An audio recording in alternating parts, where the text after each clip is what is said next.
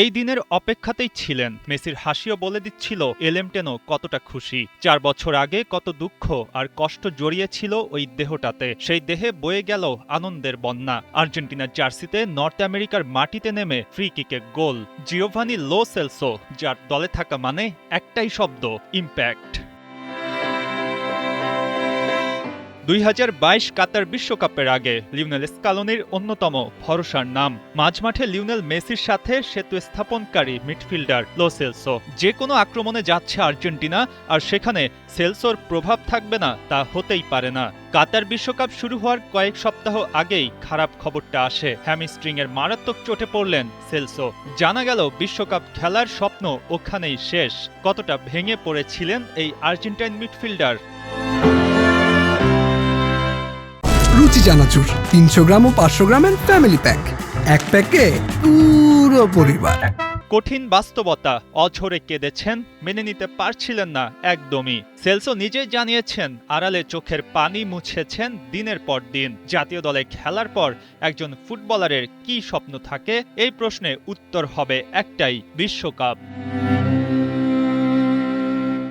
Celso মাঠে থাকতে পারলেন না। মেসির হাত ধরে আর্জেন্টিনা উঁচিয়ে ধরল সেই কাঙ্ক্ষিত সোনালি ট্রফি। এক ইতিহাস গড়ল আলবিসেলেস্তেরা। মাঠের বাইরে থেকেই সতীর্থদের উৎসাহ দেন লো সেলসো। হয়তো ভাবছিলেন, আহা, আজ ওদের সাথে আমিও মাঠে থাকতে পারতাম, সেখানেই ছুঁয়ে দেখতাম বিশ্বকাপ ট্রফি। এরপর আবারও অপেক্ষা। কেটে গেল চারটি বছর। নতুন আরেক বিশ্বকাপ এলো, আর জন্ম নিল প্রশ্ন, লো সেলসো থাকছেন তো?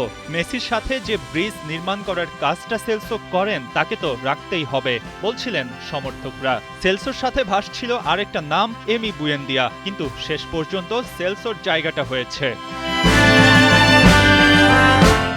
জর্ডানের বিপক্ষে ম্যাচ, প্রথমবার বিশ্বকাপ মঞ্চে মাঠে নামলেন সেলসো। ৭ মিনিটে গোলের দেখা পেলেও উঠে গেল সহকারী রেফারির পতাকা। অফসাইডে বাতিল হলো গোল, কিন্তু তখনও মূল গল্পটা বাকি। ম্যাচের ১৯ মিনিটে পাওয়া ফ্রি কিক নিতে এলেন সেই সেলসো।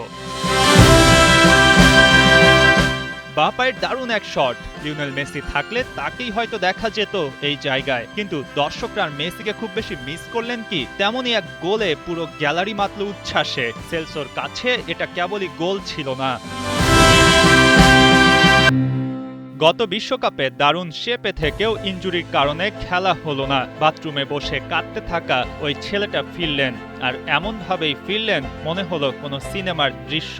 এই দৃশ্যেই মেসি হাসলেন। স্কালোনি ম্যাচ শেষে স্মরণ করলেন সেলসোর সেসব দিনের কথা। তার সৈন্যরা তো মোটেই তাকে আশাহত করে না। কাতার বিশ্বকাপের উদযাপনে মাঠে থাকা হয়নি। এবার নিশ্চয়ই ট্রফি ডিফেন্ডার মিশনে নিজের সবটা উজাড় করে দেবেন লো সেলসো। মঈন হাসান, ৭১।